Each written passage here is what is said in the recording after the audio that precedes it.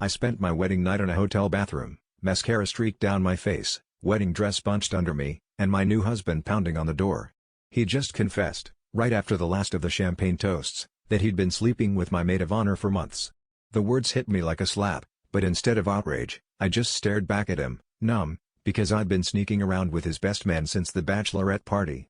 The air between us was thick with the kind of tension that only comes from two people who know each other's dirtiest secrets.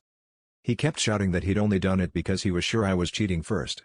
I almost laughed, because the truth was, I didn't even remember who started it. The whole thing was a mess of suspicion, sex, and half-truths. I could hear the maid of honor's heels clicking down the hallway, and I wondered if she and the best man were tangled up in their own web somewhere. It felt like our entire wedding party was just a powder keg waiting for a spark, and tonight the whole thing exploded. When I finally opened the door, we stared at each other, hollowed out and exhausted, both of us too stubborn to apologize. We didn't fight. We didn't cry.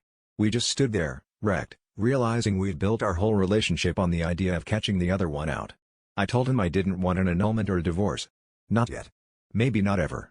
I think, deep down, we both liked the drama too much. The real twist? The only person I really wanted to talk to was the best man. Not because I loved him, honestly, I didn't know if I loved anyone in that room, but because he was the first person who made me feel like I could be as selfish and reckless as I wanted.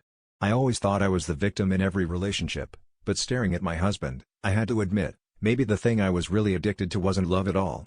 Maybe it was sabotage.